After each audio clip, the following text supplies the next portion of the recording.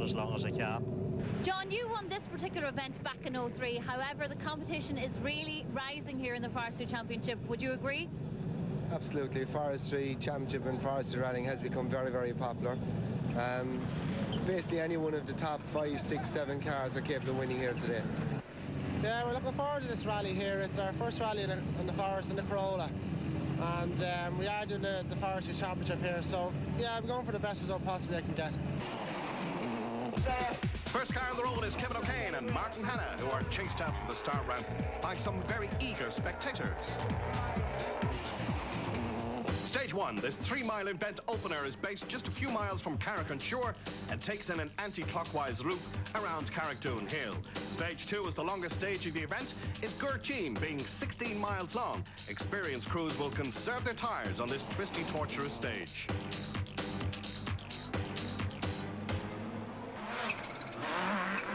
First competitor roaring through the woods in 2005 is Kevin O'Kane. He was leading last year up until a huge accident on the very last stage.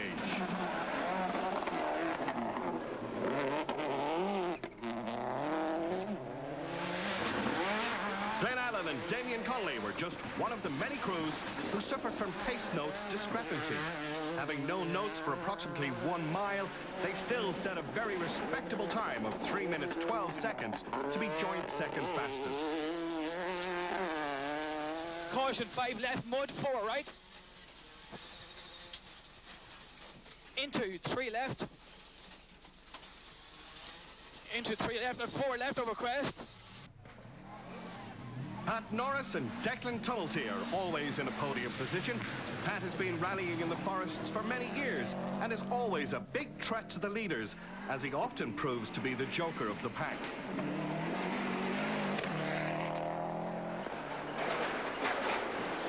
The pop and bang of the Corolla of John McCarthy is not the wake-up call it should be. John and navigator Lee McLaughlin have converted the Toyota to right-hand drive, but teething problems have set in the power steering system. This is the first and last we shall see of James Murphy, having brought in well-known navigator Anthony Nestor out of retirement. They both unfortunately retire with suspension failure. The McHale clan were out in force to cheer on the youngest sibling to give some moral support, although on checking his times out, it is obviously working. And this is Garrett's first time out in the forests in a WRC. Right, in the middle of a crest bump, and 4 right, and 3 left. Right, and 3 left. Into, bump, 80, uphill, 6 left over crest, 60. Northerners Stephen Moore and Tony McHugh were serious competitors in Group N all of last season, and this round proves to be no different. The Tyrone crew were only 4 seconds off the lead in Group N. Core crew Pete Willoughby and Greg McCarthy were the stars of the first stage, having been fastest in their standard Lancer, but retirement beckoned on the long 16-mile stage with an accident. Another young gun putting in a mighty display was Tarmac regular Adrian McElvanny. Adrian was guided as usual by Paul Goodman, and we're really getting into the groove with a challenge to the leaders. Flippy. And 1 right, 100. As we go on board with the Monaghan man, we come across the second stage accident of Pete Willoughby. 6 left. Yeah. Okay, 6 left here, 130. Patrick, you contended the whole Forestry Championship last year and finished up with a 3rd overall. Are you hoping to improve on that result this year? I'd be very happy just to match it again, because we did it with the Group N car last year. We were quite lucky last year, and hopefully our luck holds for us this year as well. They're nice stages today. We'll just see how it goes. And it's flat, mid over small crest, and the bumps 500. Go on. Go on, keep it at it. Go on. Down to 5 left, fast 4th gear. The 5 left is down to very end. Go on, keep it in there. That's it, well done. Top 2-wheel drive contenders and challenged for the last number of seasons is Brian Lawler and Peter Kavanagh.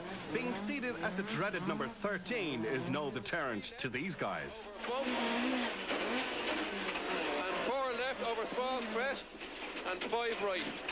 And 5 right, 3 left and 5 left. Local crew Richie Curran and Jerry English are stalwarts on this event. They have won it, lost it, and finished runners-up. They are local favourites.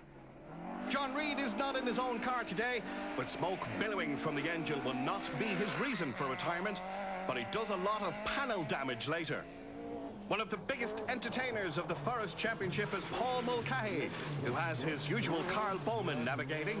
The crew set the standard when it comes to good old-fashioned rear-wheel drive entertainment, but sometimes get overexcited when being caught by someone such as Group N leaders Johnny McKenna and Paddy Robinson, who are really setting the pace in the showroom category.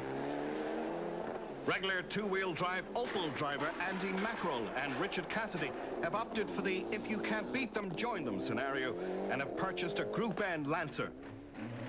Local driver James Coleman gave plenty of in-car entertainment last year, but both he and Owen O'Neill will not make it through to the second stage this time round. And a 5 left fast, turn 5 right and a 5 left fast, 5 right and a 5 left fast, 5 left fast, 400. 400. Another Mark II specialist is David James with well-known navigator Jim Crow on board. First time down south is Frank Kelly, who is really upsetting the championship regulars. He is second fastest on the opening stage. Stage 3 has no less than 3 hairpins, and stage 4 is a very torturous and technical stage. With its combination of very high-speed straights, it also has 7 hairpins.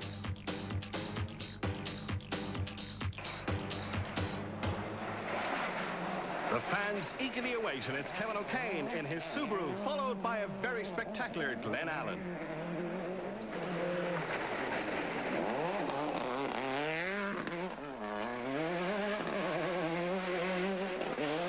Into caution, 2 right over dip, tightens into 4 right over crest.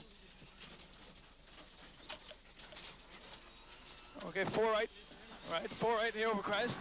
Third place man overall, Pat Norris, shows no fear, as on the upcoming jump, he shows no sign whatsoever of braking, all lifting off and showing his true ability. Oh, you better go there, seriously.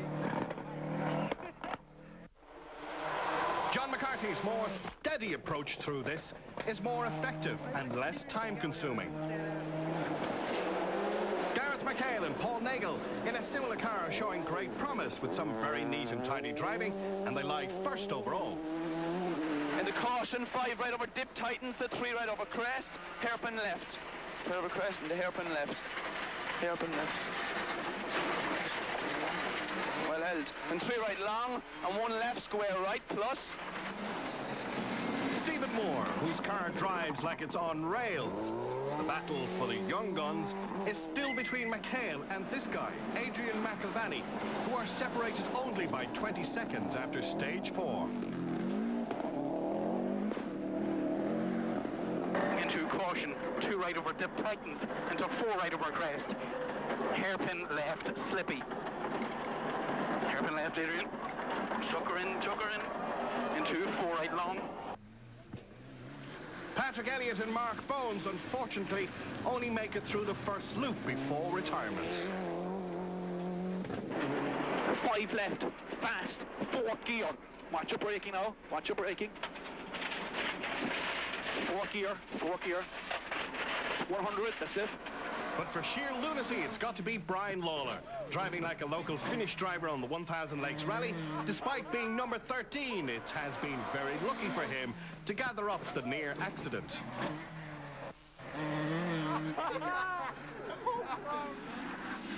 Richie Curran, although knowing the stages well enough, his main adjustment is from an Escort to an Impreza.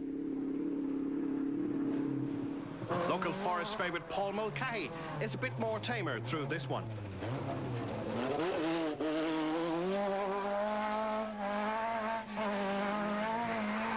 Johnny McKenna almost puts his Group N in jeopardy on this jump. Eddie Gary and Des Moran have had an excellent finishing record in the past. However, this time they have opted for Mitsubishi. 40, 1 left 40, right over crest, bump, 130 bad bumps, right over crest, bump, 130 bad bumps, tight 5 right. Pidgey O'Connor and Liam have put their unreliability woes behind them, and having hired a Lancer from O'Leary Motorsport, they are heading for one of their best results ever.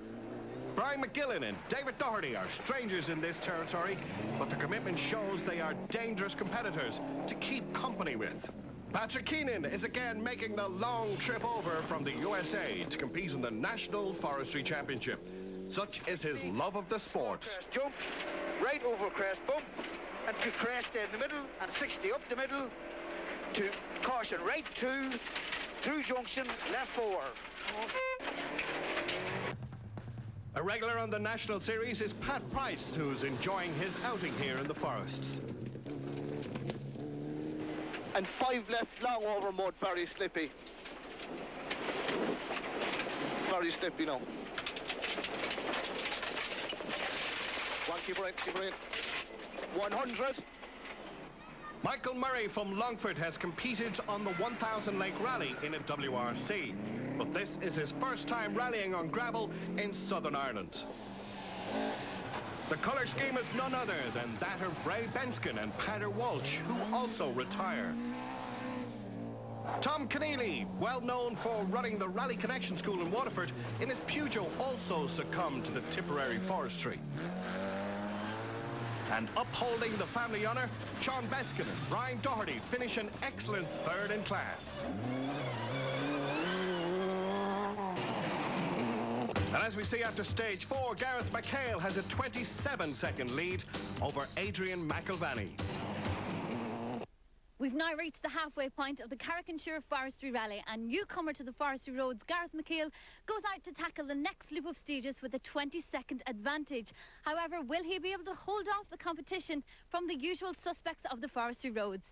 Join us after the break to find out who takes victory at the first round of the National Forestry Rally Championship. In association with...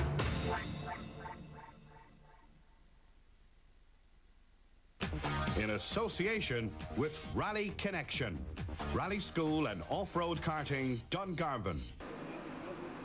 A 20-second lead after the first loop of stages. You must be happy with that. Yeah, we're delighted, Breed. The morning couldn't really went any better. We were a couple of seconds slower on the first stage, and then the second stage we did a really good run on the 16-miler. And then the honor stage, we're there or thereabouts. We're keeping it tidy and delighted the way things are gone. Glenn, you were having a few problems with the car this morning. They seem to be ironed out now, though. Well, we think we have it fixed at the minute. There's a small sensor, and it's just been given a problem with anti-lag right through the rally there. So I think they have it fixed now. There's quite a long way to go, you know, so if we get out and push hard, you know, you never know what might happen. Pat, you seem to be on top form today and close on the tail of Adrian McIlvany. Yes, indeed. Adrian's going very, very well today, but the man to watch today, I think, is Gareth McHale. I'm very surprised at the speed he's going, but fair play to him. Are you going to be able to put the pressure on the two of them then up the front? There's 8 rounds in this championship, and I'll be there for the 8 of them, and I'll sit nice and handy where I am. John, everything's not going to plan in the McCarthy camp? No, it's a scary experience. The steering rack seems fine when we turn the car to the left, but it's totally locking to the right, so we have no right-hand lock in the car. So like on long straights, if you have a little kink and you turn left, it's fine, but on a right-hand kink, you're going down the side of the ditch.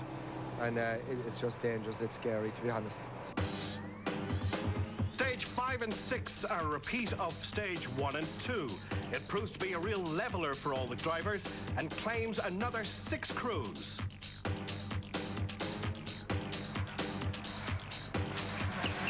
Kevin O'Kane is 4th overall and 9 seconds faster than his first run. It's the BA Components escorts of a seriously hard-charging Glenn Allen and Damien Connolly, who are second fastest by a mere 1 second and taken 12 seconds from their first run-through. The commitment is more than obvious. This driver is heading from 5th to 2nd place. 150, 150, sight right over a big jump here, 150, flat right over crest, 200, and yeah, flat all the way to the end. Pat Norris is willing to take a back seat to the battle at the front. His 3rd overall will do nicely, thank you.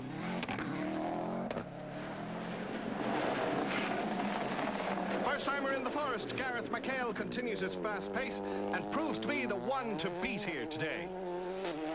Caution, big jump over junction, 150, 150. Right over crest jump. Right over crest jump, 200. Crest jump, 230. Stem middle over crest jump, 230. John McCarthy's trying day doesn't get very much better with this spin-off, and he's still having steering rack problems.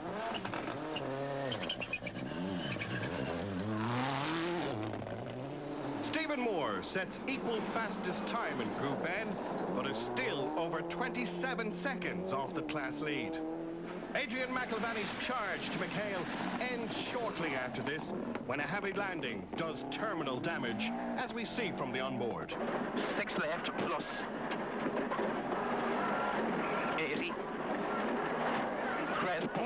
Crest bump 60, hairpin left. Uncle, break the gearbox. This is hairpin left. Watch this when I watch it, don't watch it. And right over crest. Johnny McKenna has set the standard in the standard category. His pace is good enough to put him in the Group N lead by almost half a minute.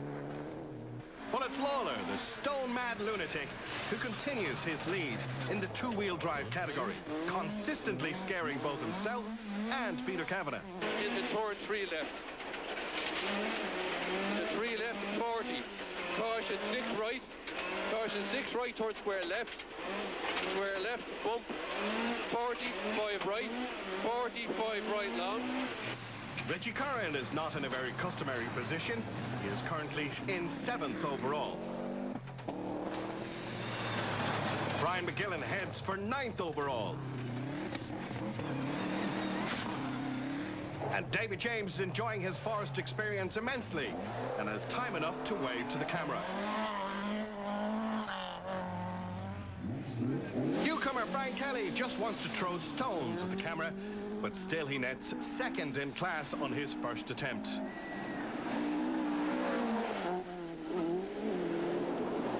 Eddie Gary continues his excellent finishing record. Square right, turn 6 left. 400. 400. Patrick Keenan's 2nd season on Irish gravel nets him 5th in Group N. The double caution slowing for crest bump and downhill to hairpin left. 60. Well done. Down the middle, turn hairpin left. Pat Price's most enjoyable run nets him 4th overall in Group N. Into 4 right over crest. So, oh, one, 4 right over, right. Michael Murray suffered with brake pedal problems, but he still managed to find 3rd in Group N. Class 1 winners were Alan Dineen and brother Tony in their Corsa. Alan Cummins and Declan Norris were visitors in Class 2.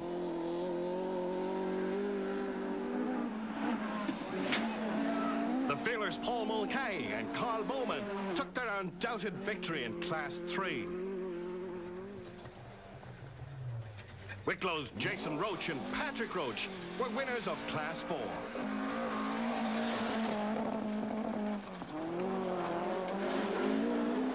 And the stone-mad Brian Lawler takes a class win and comes home 10th overall. Pat O'Connell and Paul Manton from Tipperary win Class 7. As Dermot Kelly watched his son Connor on his first event with a fine finish, 2nd in the junior class.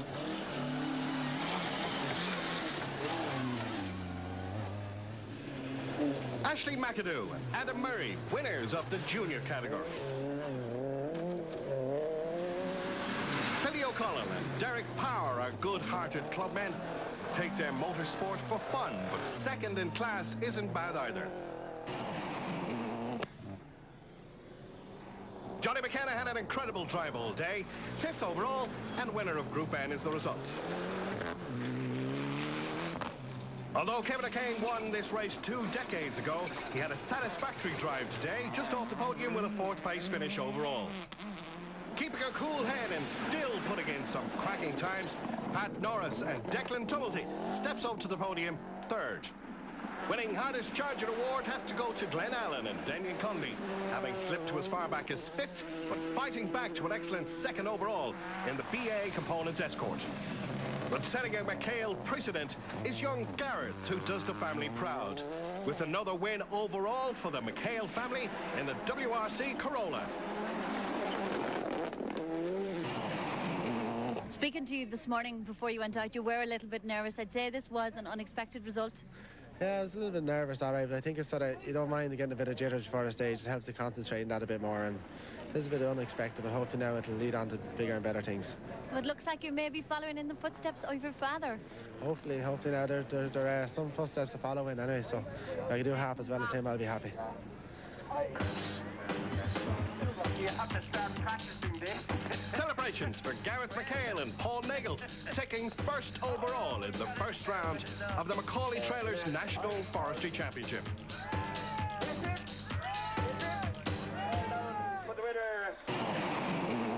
Well, I'm sitting in the WRC Corolla, the winning car of the day. Hopefully a car we'll see a lot more of this year.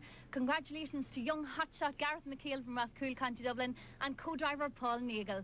Anyway, that's it from the Carrick and Suir Forestry. We'll see you next week for more motorsport.